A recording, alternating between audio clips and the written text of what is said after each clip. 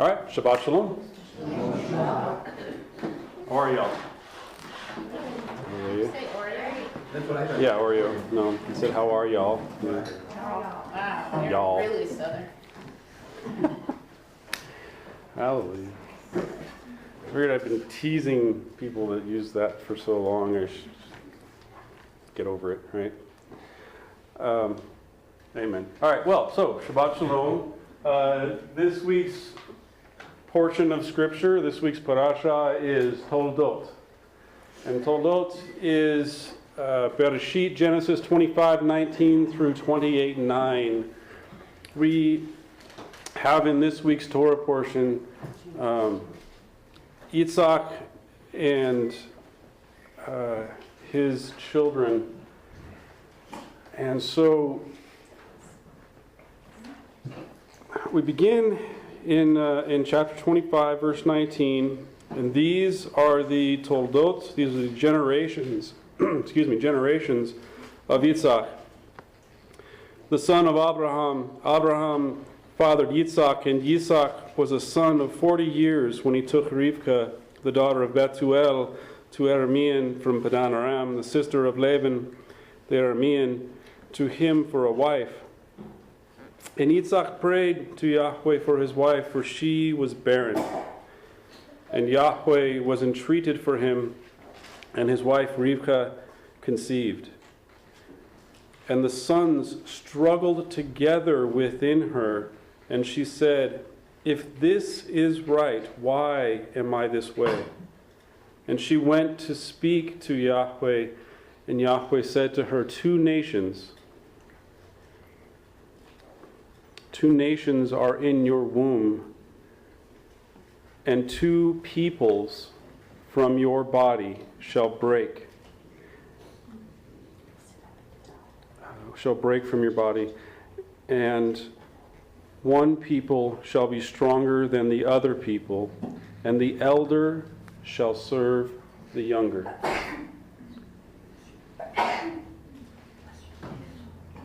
All right, so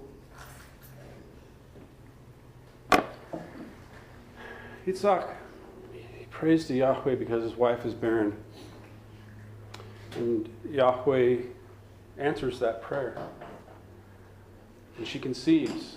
And she notices that within herself there's a struggle going on. There's a battle, in essence. There's something taking place inside of her that doesn't feel right. And she says to herself, if this is right, if this is supposed to be, why am I feeling this way? Can you imagine that as we receive a blessing from Yahweh, an answer to prayer, and all of a sudden it doesn't feel like we thought it was going to? And we might ask ourselves, is this really what's supposed to be? Did I ask for something I wasn't supposed to? Is something not right? You think about it, now we're talking about a baby in a womb. And Yahweh answers her. And he says to her that there were two nations in her womb. Shalom. Now, we've talked in years past and bring up again, two nations in your womb. The word womb there is belly. It's the middle of the body. It has to do with division. And so within the division of her, right where our flesh, in essence, is divided, there are two nations, two goy that are going to come forth from her. And also two peoples, amim. Two peoples are going to come from her body. And that body is, it's a mixture of the known and the unknown. It's the unconscious mind, or the womb. It's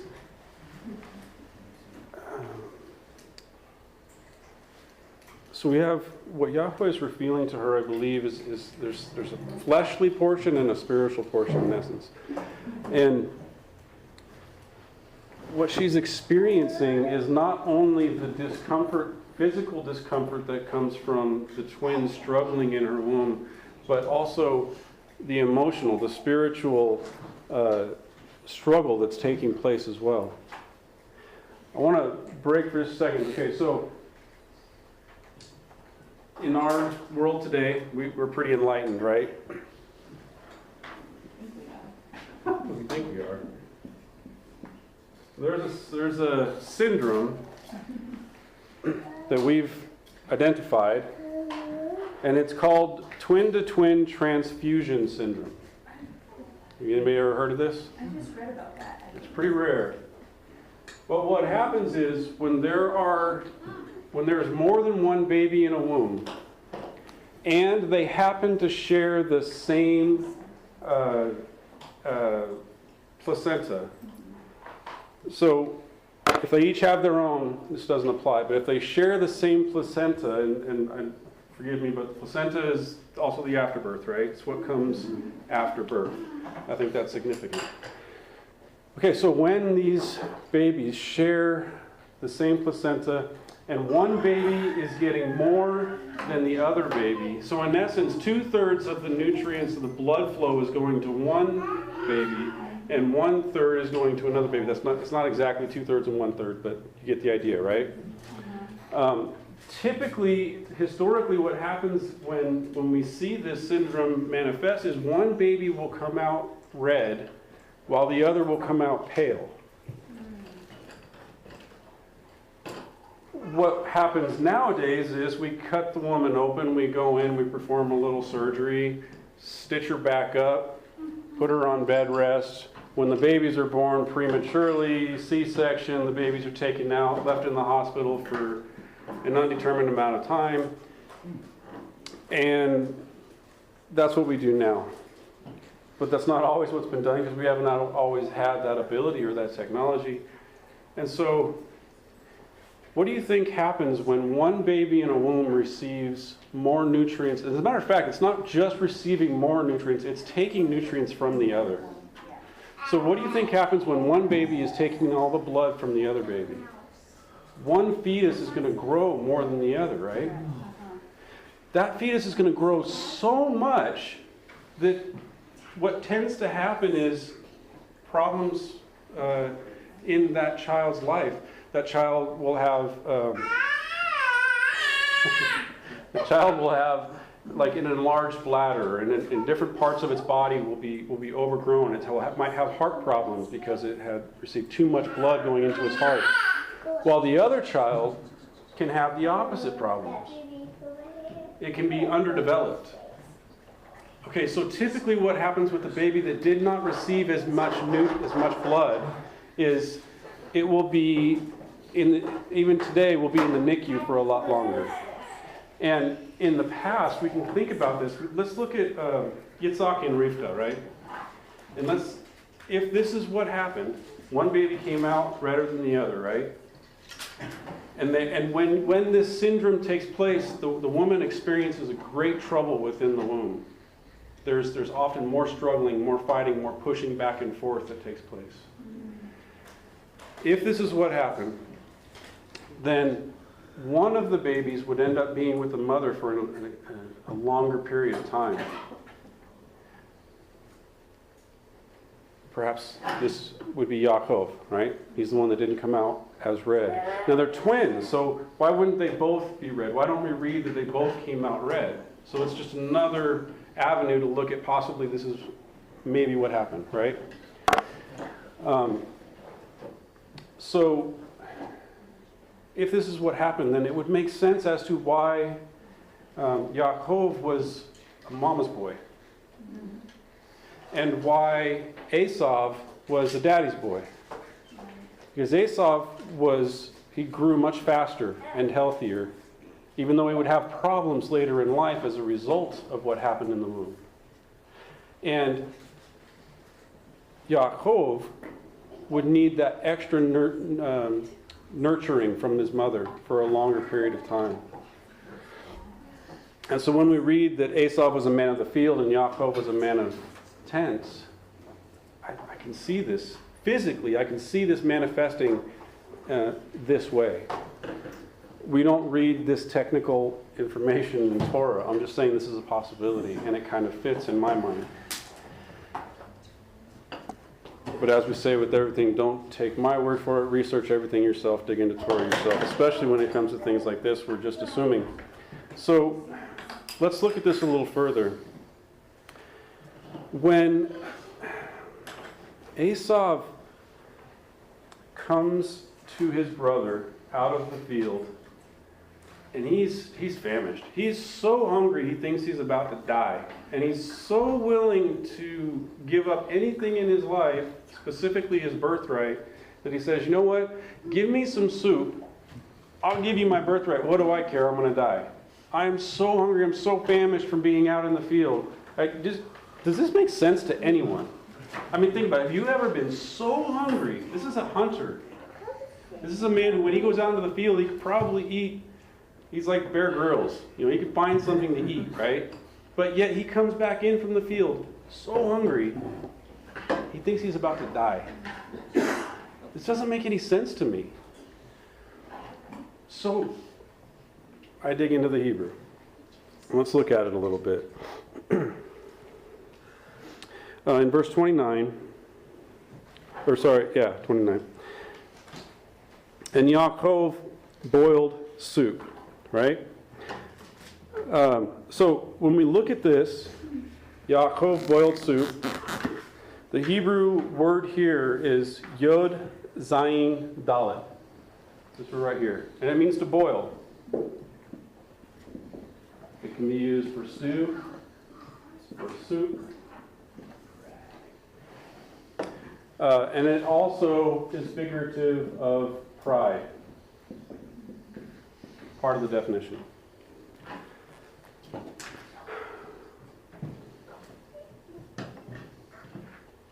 All right, so, and Yaakov boiled soup, and Esau came in from the field, and he was faint. And Esau said to Yaakov, please let me eat some of that red soup. Is that what y'all have? Y'all? All right. Okay, so what Esau asks for is ha'adam, ha'adam. He doesn't ask for yitzad. He asks for ha'adam, ha'adam.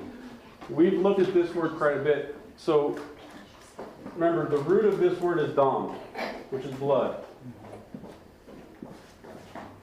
Right? And the first man's name was Aleph Dalet Mem, a strengthening of blood, right? A first blood. His name was Adam. When we add the definite article, the, now this is in essence, the Adam, or the Adam, ha'adam, right? And so this is going to be, remember we talked about the definite article, it's not a name, but it's more like an office, a position that one can operate in, right? And so we think we use the example of HaKohen. So like the priesthood is an office that people can operate in.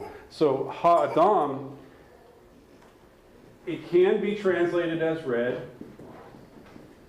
More specifically, Adam, Aleph Dalet Mem. So this would be the red, or the Adam. But when we carry it forward from Bereshit through till now, what we see, what I believe, is there is something significant about Ha'adam in Scripture, because it is the way of Adam, and more specifically Ha'adamah. It's that, remember with the hay on the end, Ha'adamah is soil or land. And so we see a building of this word that starts with blood and becomes land. And all of it together, Yahweh took the dust of the earth and breathed life into Adam, right? So there's this cyclical nature in the whole thing.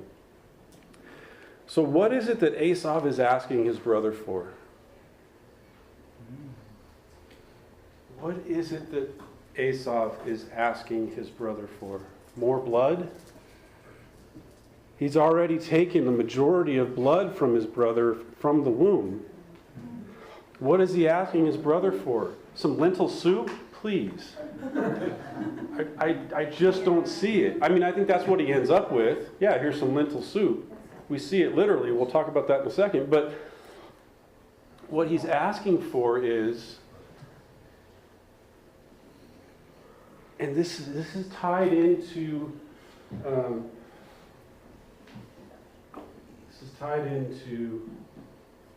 this word here. This whole thing is tied into this word, which is Bachara. And this is the birthright.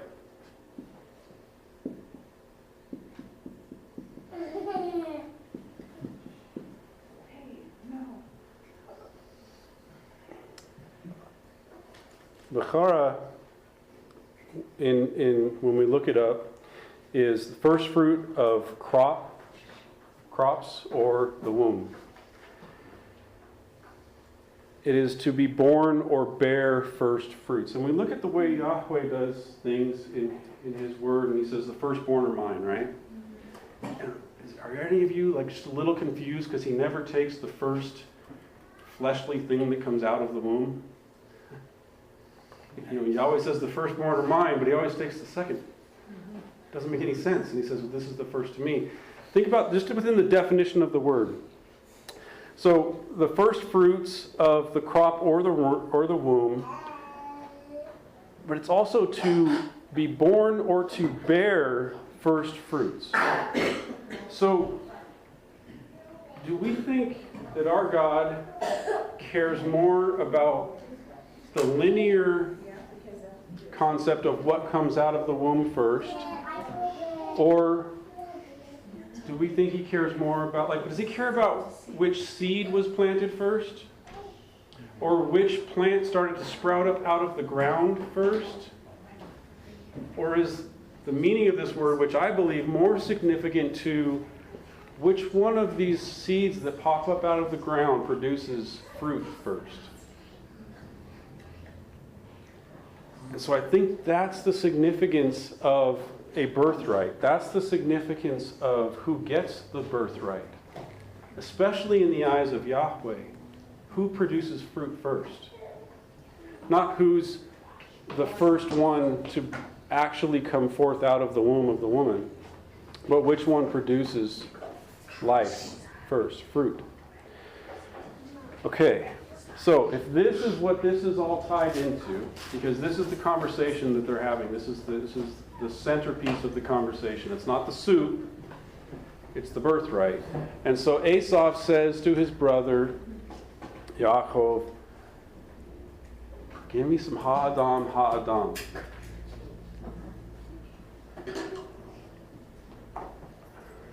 He's not asking for lentil soup, he's asking for the ways of this world, the life of Adam.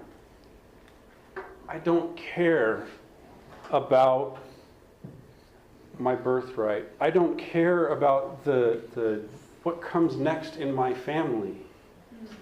I'm going to die. What do I care about what happens to my children, my children's children, and the legacy I leave to them? I am concerned about me. And I believe this is what Esau is saying. I believe this is what Esau is thinking. You know what? It's all about me. I'm going to die. What do I care about what happens after me? Give me some ha'adam, ha'adam. Let me partake of this worldly way. You take the birthright. You take the responsibility. And so, when he says that I'm so faint I'm going to die, again, I don't think that's because he couldn't find any food out in the field for such a long period of time that his brother had to cook him some lentil soup. I think there's something more going on here. Otherwise, he would have asked for what his brother was cooking, not ha'adam, ha'adam. So, he says in verse 30, and Esau said to Yaakov, please let me eat of ha'adam, ha'adam, for I am faint. And on account of this, his name is called Edom, Edom, Aleph, Dalet, Mem. He's known as Adam, with a vav in there. So he has placed the authority of Adam within. He's known as one who has the authority of Adam because of this situation right here. And Yaakov said, "Sell me your birthright today." You want me to take on this responsibility? You want to live in the world? You want me to take on the responsibility of this family? Sell it to me.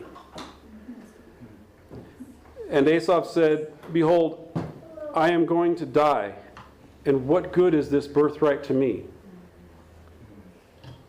See, I don't think he's going to die because he's so hungry. I think he's worried about himself. I'm going to die. What do I care about what happens after? And so Yaakov says, "Swear to me today." And he swore to him and sold his birthright to Yaakov. Now, if you have this situation going on with your brother, if your brother's willing to sell your birthright for a bowl of soup, are you really going to trust his word if he swears to you? No. So if there's something more going on here, then perhaps there's more significance to the fact that he will actually trust his brother's word. His brother really wants out of something because he wants to satisfy his flesh. And Yaakov gave bread and stew, lentil soup. Really? I mean, of all the soups you're going to sell your birthright for, it's lentil soup. Does anybody else here like lentil soup that much? You love it? Not that much. Okay, sorry.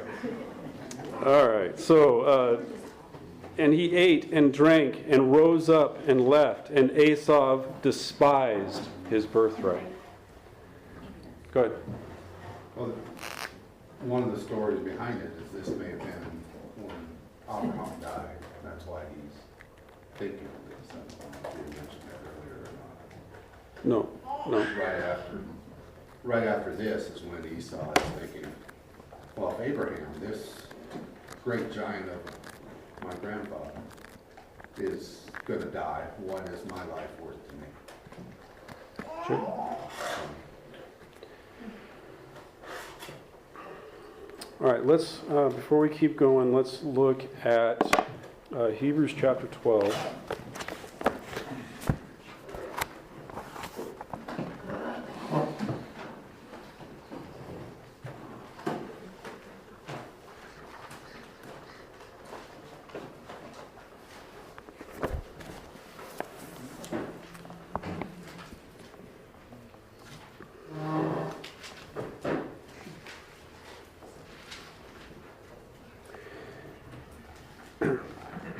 Hebrews chapter 12, verse 1. So therefore, we having so great a cloud of witnesses encircling us, having laid aside every weight and the easily surrounding sin, let us through patience run the race set before us.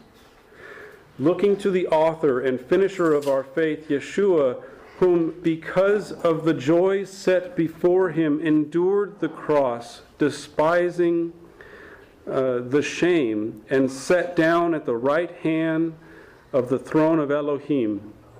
For consider him whom had endured such gainsaying of sinners against himself, that you do not grow weary, fainting in your souls. You did not yet resist unto blood, wrestling against sin, and you have forgotten the exhortation which he speaks with you as with sons.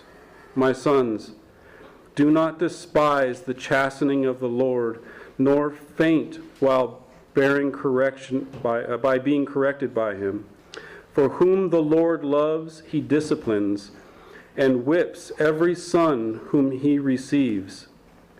If you endure discipline, Elohim is dealing with you as with sons. For who is the son whom a father does not discipline? But if you are without discipline, of which all have become sharers, then you are bastards and not sons. Moreover, we have had fathers of our flesh as correctors, and we respect them. Shall we not much more be subject to the Father of spirits and we shall live? For they truly discipline us for a few days according to the thing seeming good to them. But he, for our profit, in order for us to partake of his holiness. And all discipline for the present indeed does not seem to be joyous, but grievous. But afterward it gives back peaceable fruit and righteousness to the ones having been exercised by it. So thus far, the writer of Hebrews is kind of building us up here, right?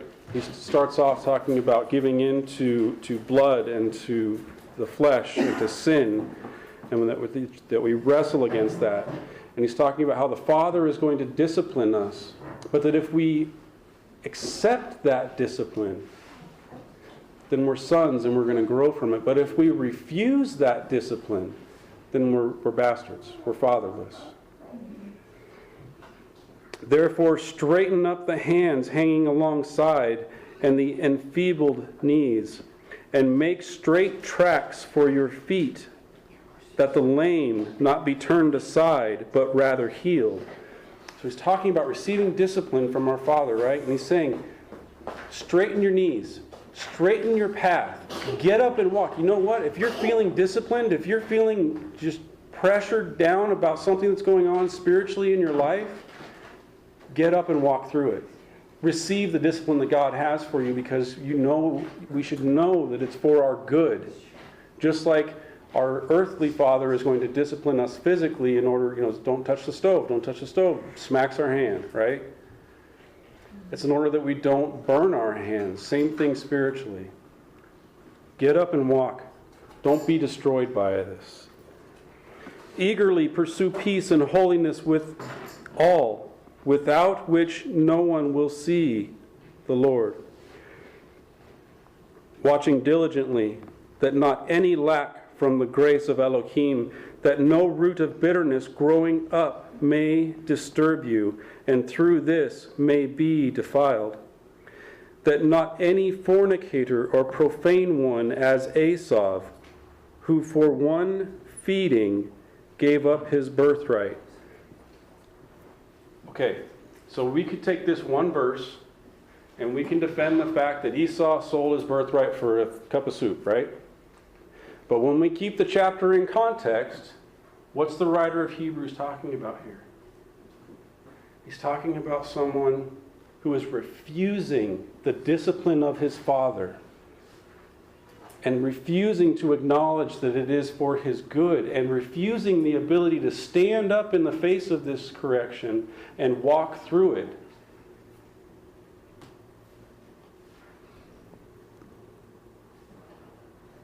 Eagerly pursue peace and holiness with all. That wasn't Esau's way.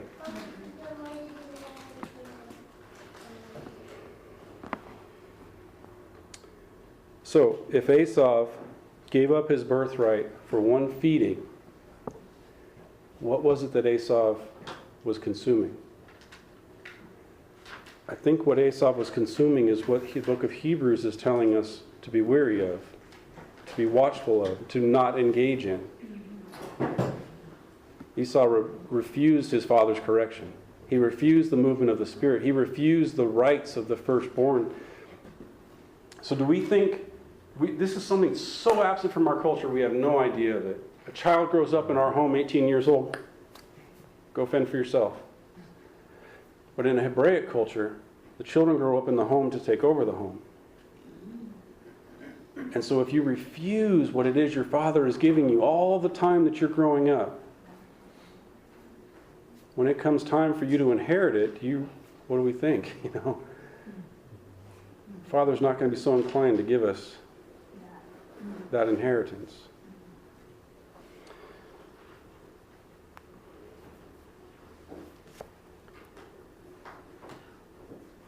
For one feeding, Esau gave up his birthright. For you know also that afterwards, desiring to inherit the blessing, we move from a birthright to a blessing. just like we do in this week's Torah portion. It moves from a birthright to a blessing. They're not the same. Therefore, afterwards, desiring to inherit the blessing, he was rejected, for he found no place of repentance, although seeking it with tears. For you have not drawn near to the mountain being touched and having been lit with fire, and to gloom and darkness and tempest, and to the sound of a trumpet. What's he talking about here? Har Sinai, Mount Sinai, right?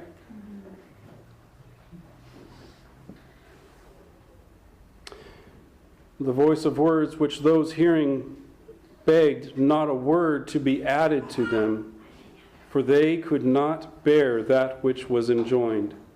Even if a beast touched the mountain, it would be stoned, or shot through with a dart. And so fearful was the thing appearing, Moshe said, I am terrified and trembling.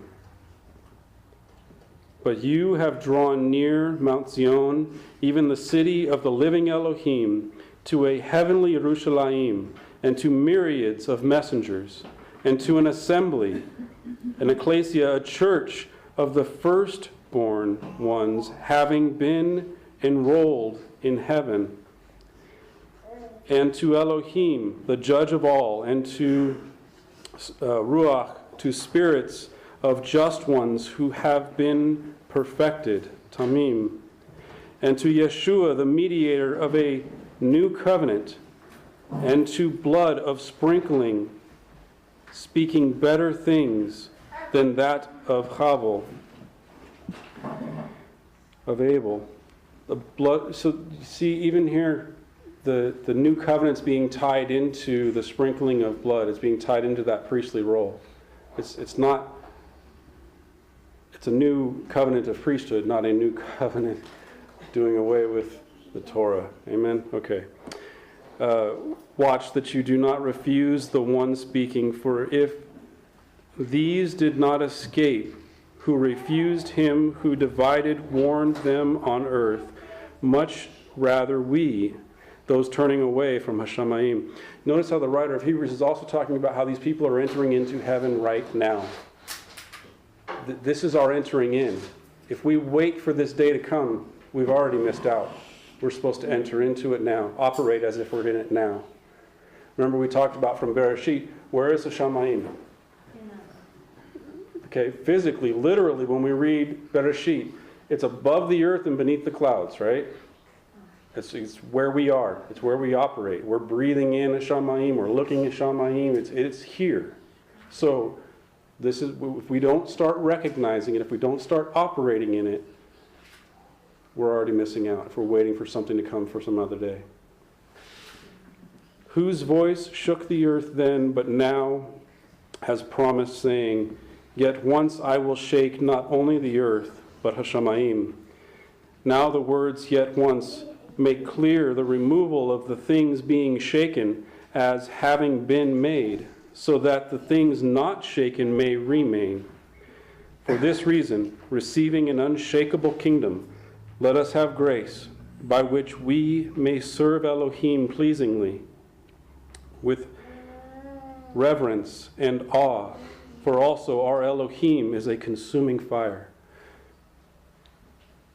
He wraps this chapter up talking about a shaking of earth and a shaking of heaven.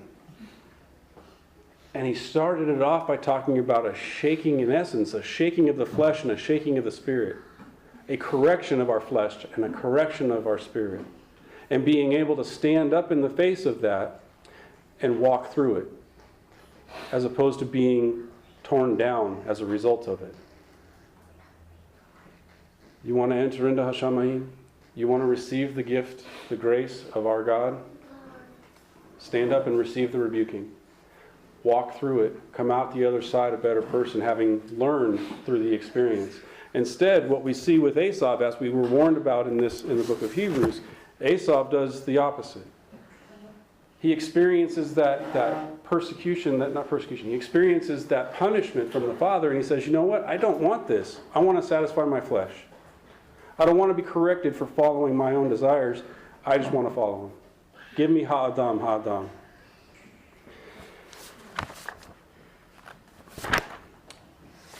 So,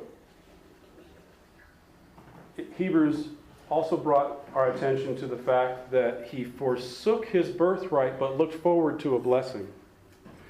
So what's the difference between a birthright and a blessing? When we look at the Hebrew letters, we have a beit, and a beit, a kaf, and a kaf, a resh, and a resh, a hey, and a hey. What's the difference? Order. We start off with a house. So this has to do with something that is within the house, right? Esau forsook this for ha'adam, ha'adam.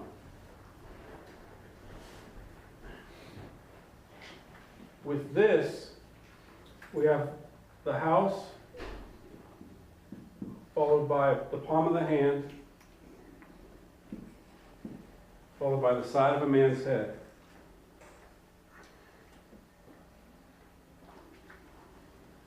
With baracha, with a blessing, we have the house, side of a man's head, and the palm of a hand. A birthright is placing the hand upon the head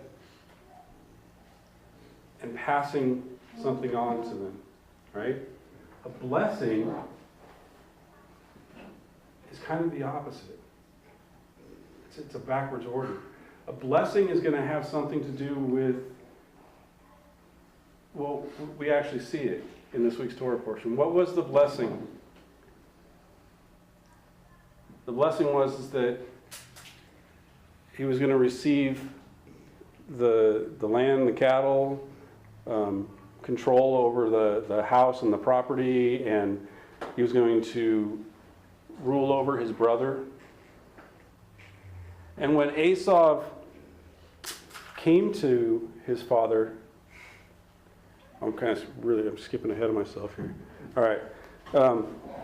So the difference between a birthright and a blessing is order. The order in which things happen. Palm of the hand and the head and the palm of the hand. We'll come back to that.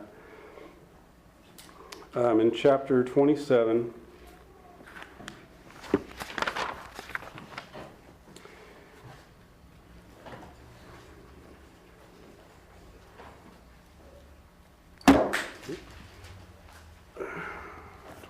verse 1. And it happened when Yitzhak was old and his eyes were dim for seeing. He called his elder son Esau and said to him, "My son." And he said to him, Hineni. Whenever we see Hineni in Scripture, it's a significant thing, right? Hineni. Here I am. I'm here. I'm present. I'm paying attention. What is it that I can do for you? Hineni. He said, "See now, I am old, and I do not know the day of my death. And now please lift up your weapons, your quiver and your bow, and go to the field and hunt game for me, and make for me delicious things, such as I love, and bring to me, and I will eat, so that my soul may bless you before I die." You notice how Esau, so Esau wanted soup for his birthright. Yitzhak wants something delicious for a blessing.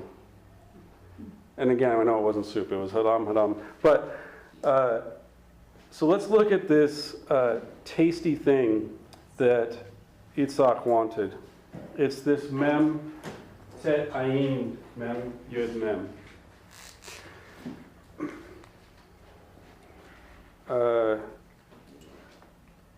The word is tet ayin mem.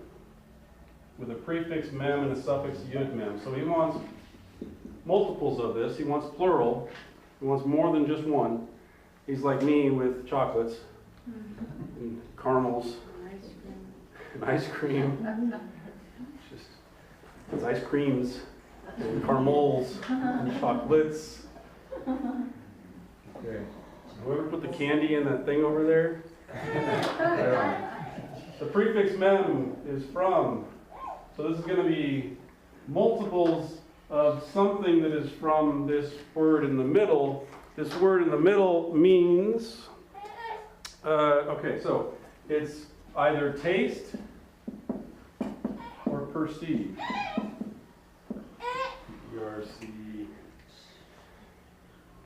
E-R-C-E-I-V-E. I before E, except if you're writing in the English word alphabet, right? Except after C, except unless there's a C and that bothers me. Okay, sorry. Perceive. I before E, except after C. When does that ever actually work? Okay, sorry, my bad. All right. Perceive or taste. What do these have to do with each other? You need an E after taste. Where the eyes look, the body will follow. Okay. In the definition, it says a distinguishing between flavors or perception, as in the ability to distinguish between thoughts. So to taste is to be able to distinguish between flavors. I got that one. I've done enough bad things in my life that I've completely destroyed my taste buds. However, the things that I do like, I can distinguish the taste between them well enough. My wife all the time, she'll make this beautiful meal, wonderful, and she'll serve it, and then she'll bring out the salt and the sauce for me to put stuff on there. So she loves me enough to know that it's nothing personal. It's just, I need to be able to distinguish. I can't distinguish without extra stuff. Okay, anyway. That's a fun for don't do drugs, kids, right? It's good. Don't do drugs, kids. Yeah, don't do Won't drugs, kids. taste anything later in life. Okay, so distinguishing between flavors. That's taste. See, when we think about taste, I don't know about you guys, but when I think about taste, it's like, yeah, okay, you taste something. Next thought. But the concept of taste is the ability to distinguish between flavors. The concept of perception, or to perceive, is the ability to distinguish between thoughts.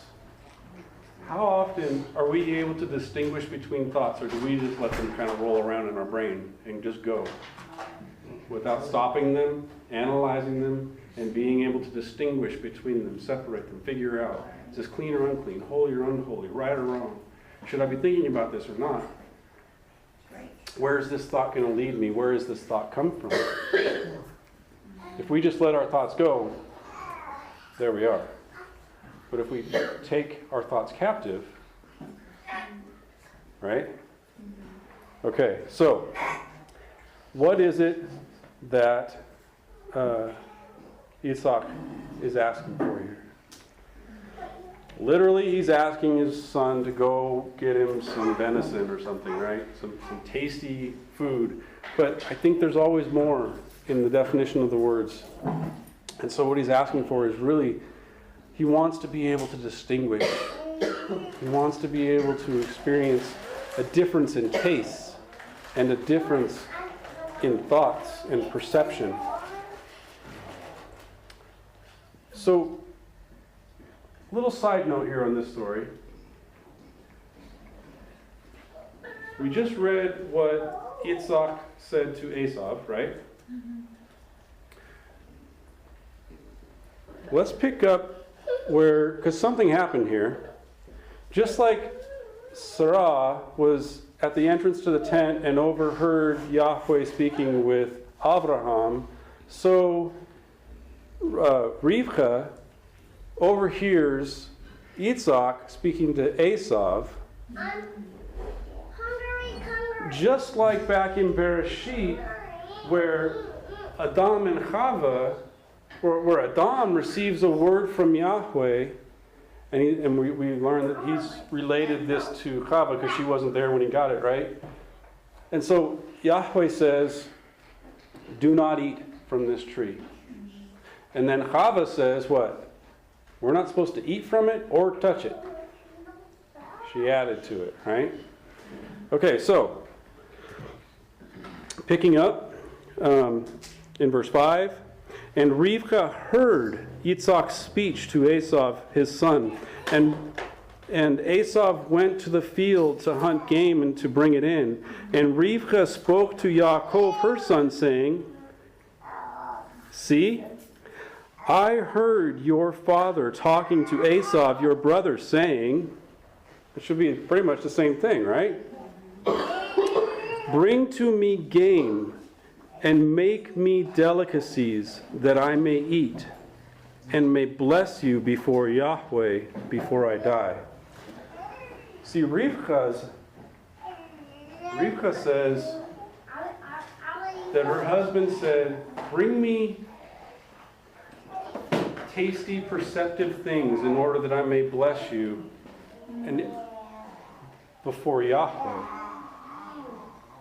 But what Yitzhak said was, bring me these things that my soul may bless you before I die. Rivka's attention is on Yahweh's perception in the situation. I'm not saying what they did is right. What I'm saying is that Rivka's focus was on that this was going to be a blessing before Yahweh. Isaac's focus was blessing his son from his flesh, before his, or not his flesh, before his soul passed away.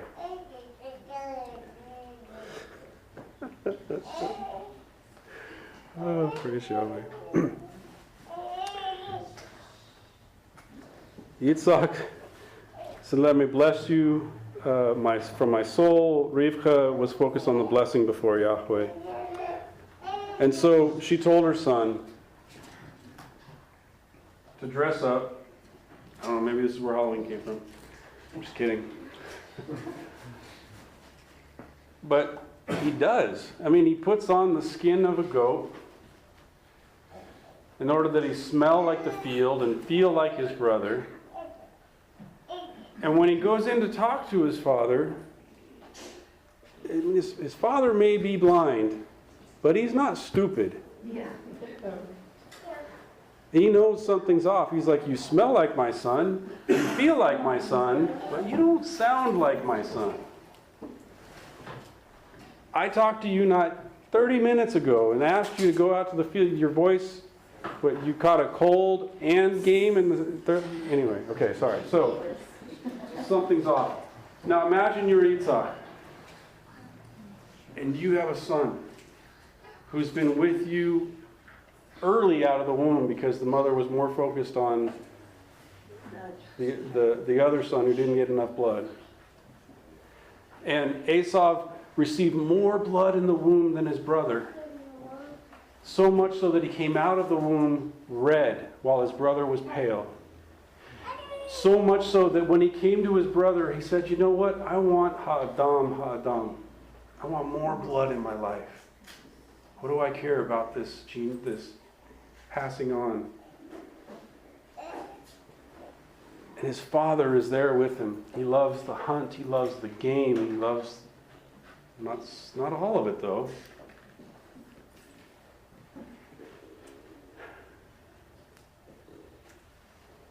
We'll learn in a minute that Yitzhak had some boundaries that Esav didn't.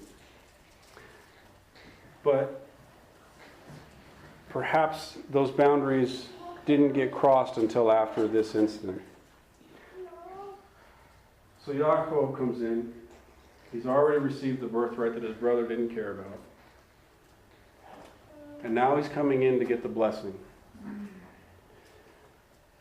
He's already received his father's hand upon his head, in essence. Was this theirs to even bargain with, by the way? Is it up to the kids to decide who gets the birthright? It's up to Yahweh. Amen, it's up to Yahweh. But think about this.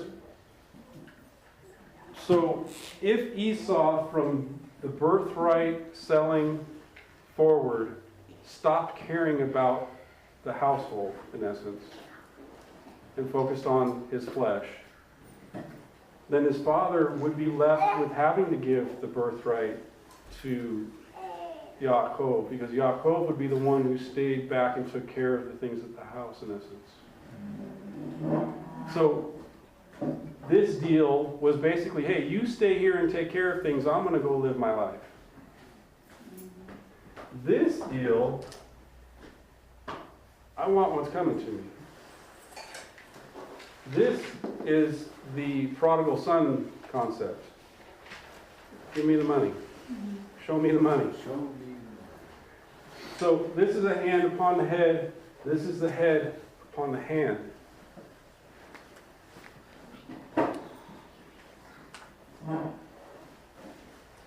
Yitzhak blesses Yaakov.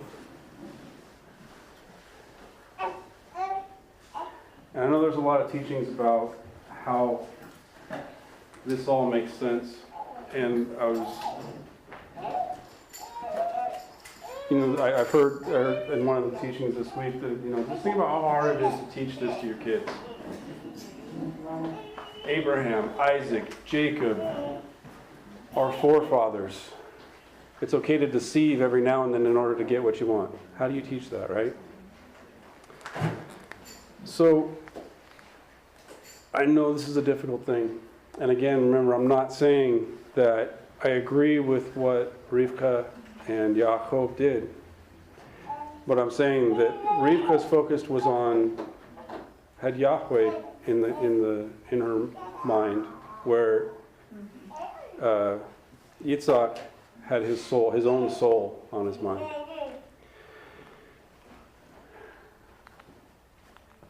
So Yaakov receives the blessing. Esau comes back in, and he's fit to be tied. He's bent, right? Because his father says, "Who are you? What is this? What's going on? I already blessed someone else." Someone who? He knew it was one of his sons that was there. He's only got 2 sons. So, and what does he say to him? Think about it. If a birthright is, and we didn't go there, Deuteronomy chapter 21 says that if a man has more than one wife, and the wife, or the son of the loved wife is younger than the son of the unloved wife, you still have to give a double portion to the oldest son. So in Deuteronomy chapter 21, we get the concept of a birthright is a double portion of responsibility. So, what about the blessing? Does the blessing have a portion for one, a portion for another, a portion for another? Consider Yaakov when he blessed his sons. He had a word for each of them. So a blessing is something that each of the children receive a little bit of. And what did he tell Esau? You're going to serve your brother. That's part of your blessing. And your brother's going to roll over you. But you're going to struggle with him. So your end is going to be like your beginning. And when you struggle, you're going to break the yoke, his yoke off of you.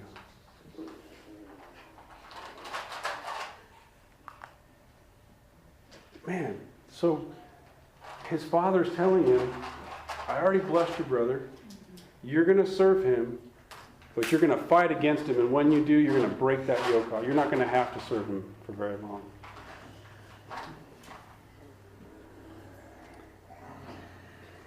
Parents pay attention to their children, or they should. Parents know their children, or they should. And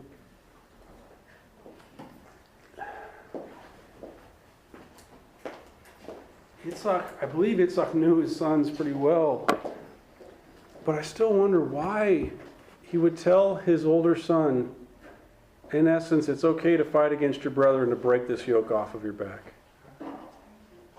It's okay to usurp the blessing that I gave to your son, your brother.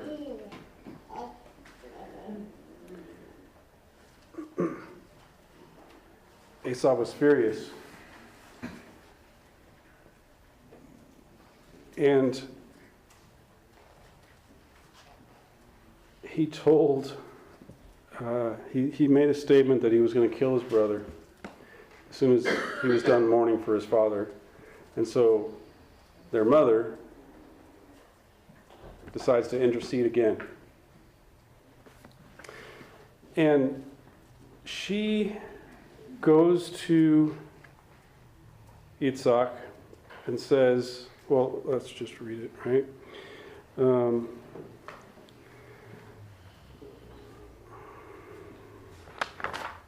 It's here somewhere.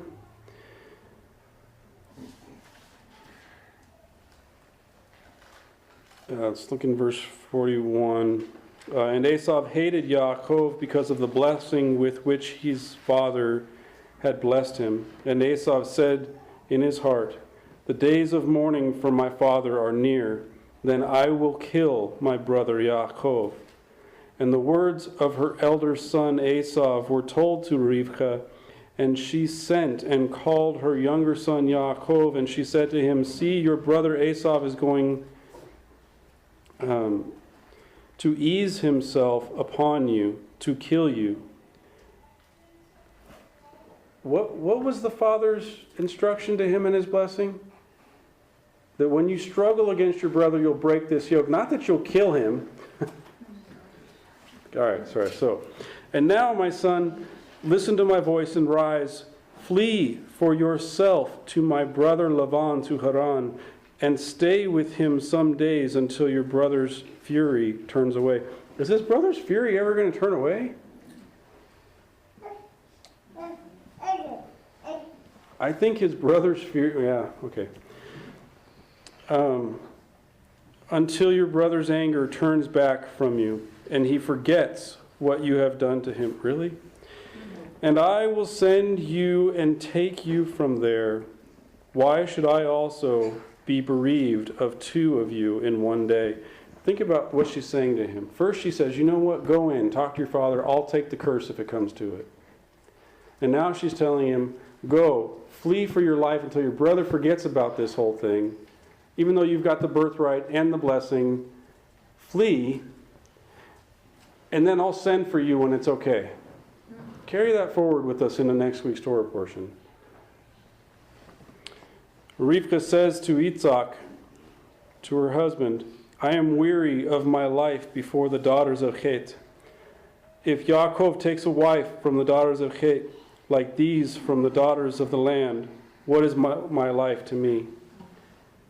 And Yitzhak called Yaakov, and he blessed him, and commanded him, and said to him, you shall not take a wife from the daughters of Canaan. Rise up, go to Padan Aram, to the house of Bethuel, your mother's father, and take a wife for yourself from there, from the daughters of Laban, the brother of your mother. And may Elohim Almighty bless you, and make you fruitful, and add to you, and may you become an assembly of nations. And may he give to you the blessing of Abraham, to you and to your seed with you, and to possess the land of your travels, which Elohim gave to Abraham.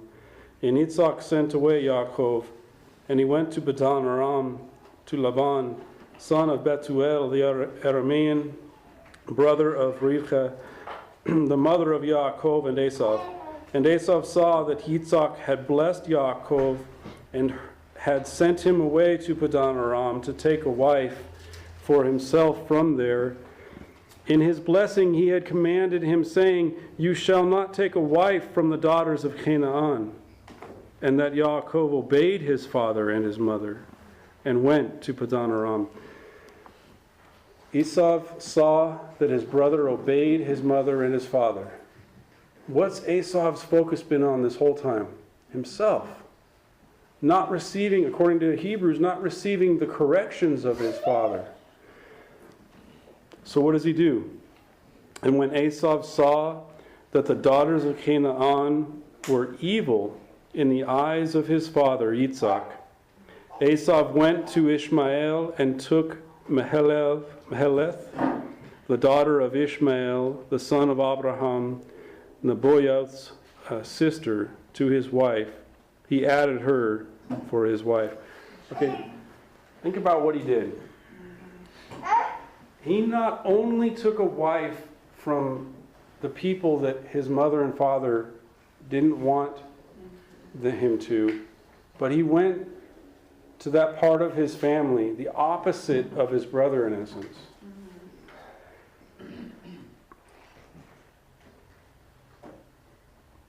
He did this in spite of his father.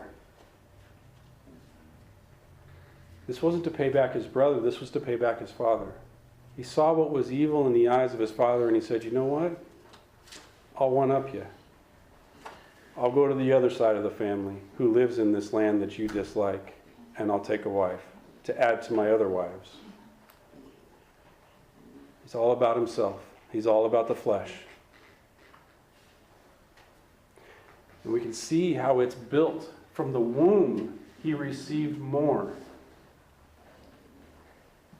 And all through his life, he wanted to satisfy himself more. He wanted that blood throughout his life more and more. And the same thing happens with us with the sin in our lives. It builds up over time. And we start to receive it from an infant mentality, from an innocent perspective. And it builds and it grows. And then it becomes intentional. And then it becomes not only intentional, but vindictive. In order, we do it not only to satisfy ourselves, but to displease someone else.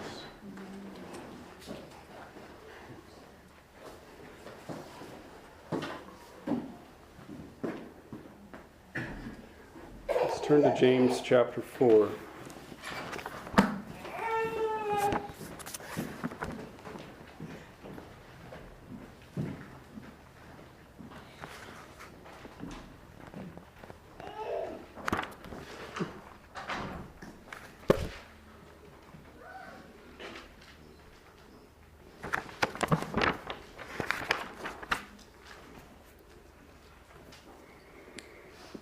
James chapter 4, verse 1. From where do wars and fightings among you come? Is it not from this, from your lust warring in your members? You desire and you do not have. You murder and are jealous and are not able to obtain. You fight and you war and you do not have because you do not ask Elohim. See, Yaakov is telling us that all of this is connected to not asking Elohim, not asking God. The war, the battle, the strife comes from not asking God.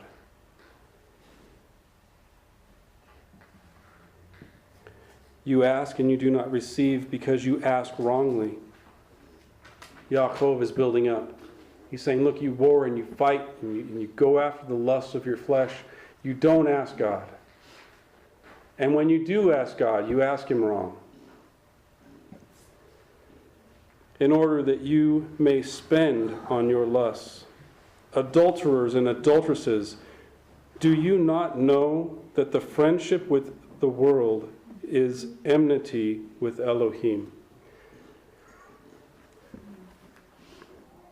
Yaakov's talking about some pretty dark things here, right? He's talking about wars and struggles that go on within us. Think about what was happening within Rivka when she was giving birth, when she was giving birth to these two children. That war that was going on in her middle, in the middle of her flesh.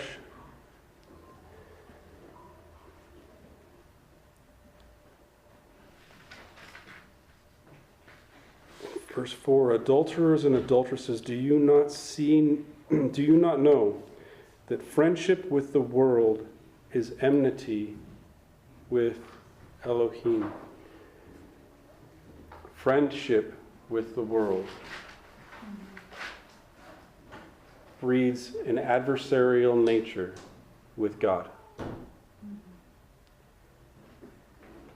Friendship with the world makes God your enemy, or makes you the enemy of God. What does it mean to be a friend with the world? It's not saying that you have to war against God in some huge way. You just have to be friends with the world. Boy, is that a complicated thing, I believe. When you think about it, how easy it is to just want to get along, to not cause any problems, just to have people like you, to be able to like people. You don't want to force your opinions on anyone, so you diminish your obedience to God in order to not influence someone else. Yahweh doesn't tell us to go knocking down doors and beating people into submission and forcing them to listen to our principles and our concepts and our understandings of Torah, but He does tell us to walk out what He gives us, whether people like it or not, whether we like it or not, and to let things happen like that. But when we start letting things go around certain people, we're breeding the nature of Esau within us. We're giving more blood to Esau than to Yaakov, in essence. Instead of dwelling in the tents, we're living in the field. Verse 5, or do you not think,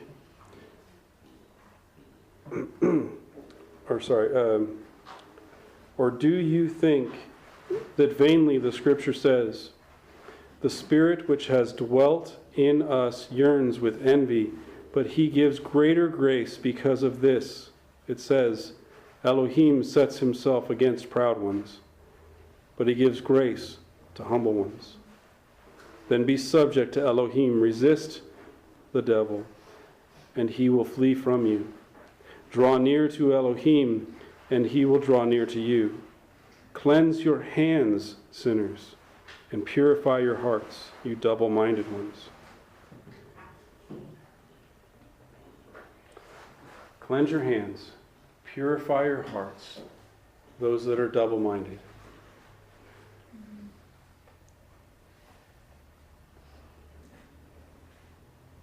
Yaakov is telling us that those wars and those battles that take place within us, that cause us discomfort and dis-ease,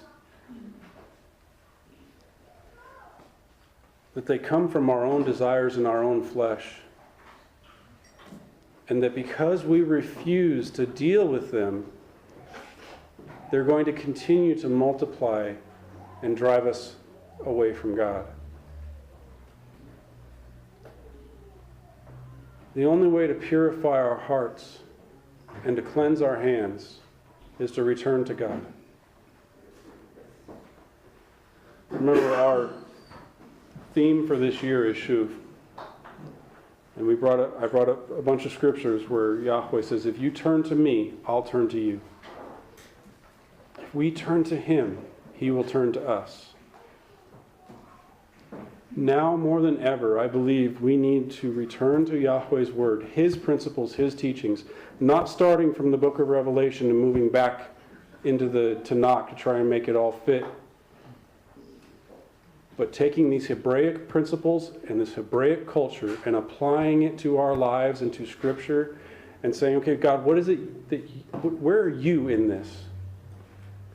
How do you fit into my life? How do I change my life to become more like you? What areas in my life do I need to turn away from so that I don't become like Esau? What areas in my life do I need to turn my back to so that I can face you? What things am I caring more about than God? I think that's going to be our first clue right there. What takes precedence over God in our lives? Well, nothing. Yeah, right, that's a lie. I'm just be honest, right? There are tons of things in our lives that we place above God. Every time we make a decision to do something other than to worship Him, to spend time with Him, to spend time with His people, to focus on the negative instead of the positive, we're losing our connection with Him. Amen? Okay. Let's close with prayer. Avinu Shabashamayim, our Father in heaven, Yahweh, we come before you, I pray, humble, and we bless you, and we praise you, and we thank you. We ask, Father, that you would give us strength, that you would help us to receive your correction and to stand up and to walk through the situation, not to allow your correction to destroy us, but to grow us. Help us choose you over this world. Help us recognize clearly and plainly the things in our lives that are keeping us from you. Open our eyes and our ears. Show us. Reveal to us. I pray, Yahweh, that for each and every one of us here, that you would provide people in our lives that could be a source of encouragement, a source of strength, a source of guidance in the right direction. And that you would help us follow your word. We praise you and we thank you in Yeshua's name. Amen.